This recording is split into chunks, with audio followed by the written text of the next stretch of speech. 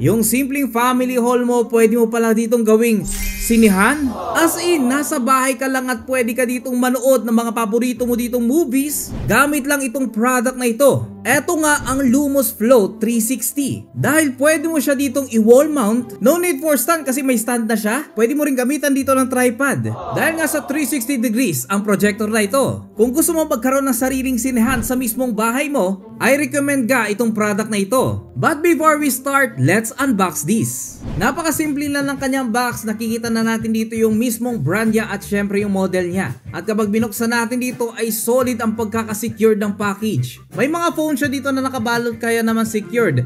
At meron din itong manual para sa mga baguhan dito. At syempre guys, basahin nyo mabuti ito kasi makakatulong sa inyo itong manual na ito. Nandito na rin yung function para sa kanyang auto focus. May kasama na nga rin itong remote pero hindi kasama dito yung AAA battery niya. Yes, yung kanyang power cord mga kaibigan. May kasama na rin itong HDMI cable. At syempre meron din itong AV cable. At syempre additional accessories for mounting. Yes guys, eto balot na balot nga itong Lumos Float natin dito na 360 degrees talaga. Nga pala available ito sa tatlong kulay, silver, gold at pink. Make sure lang guys na tatanggalin nyo yung plastic niya dito sa kanyang lens kasi nga meron itong plastic sa lens at ganito yung kanyang design. Tapos ito yung kanyang handle, pwede mo itong stand at pwede rin itong pang 360 talaga. Ito yung gagamitin mo para may wall mount na rin siya. At dito sa mga gilid niya dito, ito yung mga air vent mo kaya make sure huwag mong tatakpan yung mga yan para mailabas yung init niya. At dito sa bottom niya naman, pwede mo ditong lagyan ng tripod. Or pwede rin ipatong mo na lang. Pero sa akin, tripod yung gagamitin natin. Sobrang tipid lang ito sa kuryente mga kaibigan para ka lang dito nanonood sa 32 inches dito na TV.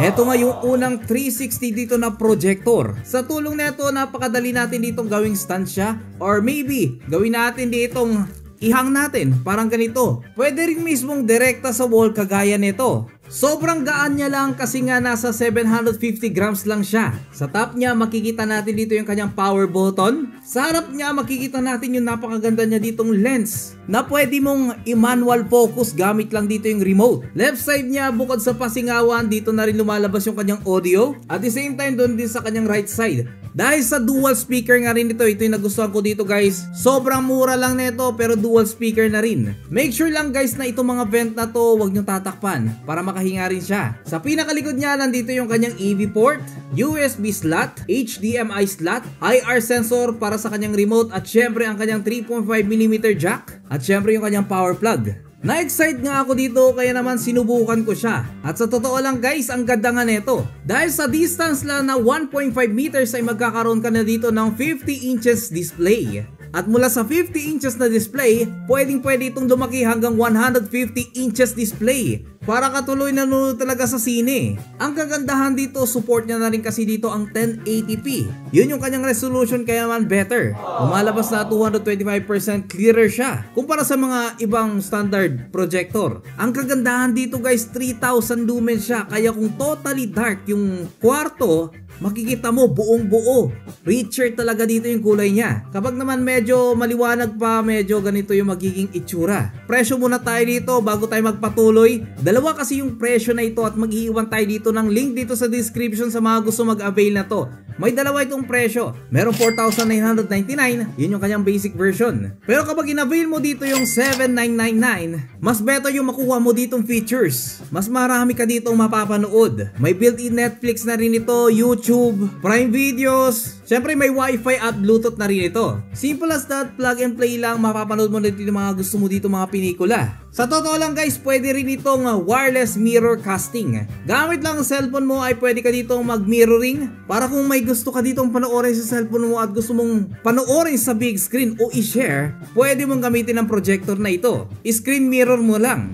Isa sa mga nagustuhan ko sa projector na ito ay pwede ka ditong manood habang natutulog ka. Pwede mo kasi itong i-project sa ceiling. Basta puti lang dito yung background ng ceiling mo ay makakapanood ka na dito ng magandang pelikula gamit lamang ang projector na ito. Not necessary nga na madilim yung kwarto dahil nga sa 3000 lumen ito. Kaya kung tinatamad ka at gusto mo lang mag-relax ito, pwede mong gamitin ito. I-project mo lang sa ceiling ninyo. Nabanggit ko kanina na dual speaker ito. Mamaya susubukan natin dito yung quality ng kanyang audio kasi sa totoo lang guys, maganda rin siya. Try natin dito makita dito yung lugar na to. Ma-view natin dito kung gaano kaganda. Let's go! So nandito na tayo dito sa isa sa pinakauna namin ditong bridge na napuntahan, na which is ang pangalan nito ay Binder nila. Pero pag tinignan mo naman dito guys, ay makikita mo na dito ang Pinkian Bridge. Eto nga guys ang Pinkian Bridge dito sa Cayapan, Nueva Vizcaya. Kaya naman ito yung napili natin ditong projector. Actually, kumuha talaga ako 3. Kasi kumuha ako dito ng 2 silver, ganitong kulay, tas isang gold. Pero kaya nag-trust ako dito kasi ang dami kasi niyang mga magagandang review. Kadalasan sa mga nakikita ko 5 star eh.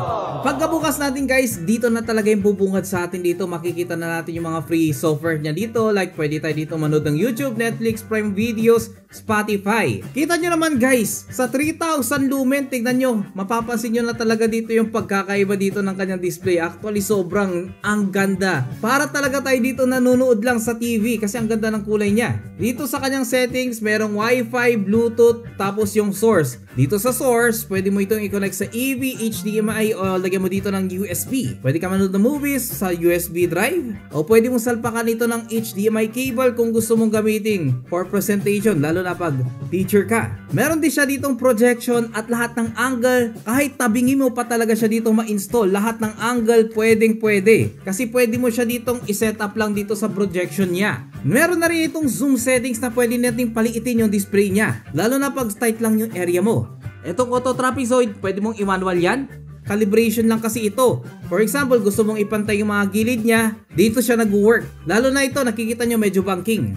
Of course, meron siya ditong memory clean na hindi na natin titignan. May languages, pwede mong palitan kung gusto mong Tagalog dito. Tapos dito may additional information siya dito sa settings. At syempre hindi na natin titignan yung mga yan. At syempre yung kanyang about. Running kasi ito ng 9.0 Android. Dito nga pala guys sa remote niya meron nitong F plus at F minus. Ibig sabihin yung focus plus, focus minus. Dito natin pwedeng i-adjust yung kanyang focus. Kasi nga manual focus siya pero ginagamitan natin ng remote dito. Kaya ang galing, diba? Mura lang ito guys pero automatic na yan. Kaya may option ka dito kapag nalalabuan ka talaga sa display. Pwede mong iayos. At kung papansin niyo guys, ito yung kanyang video sample. Kung mapapansin natin dito, napakaganda mga kulay niya dito. Richer talaga. Naka-project lang talaga ito sa wall namin. At syempre, video natin dito. Pero tingnan nyo naman, para tayo ditong nanunood lang sa mismong TV. Parang TV lang talaga eh. Parang nagkaroon ka dito ng malaking TV sa wall mo. Ang kagandahan, hindi ka pa gumastos dito ng malaki. Itong variant kasi na kinuha natin guys,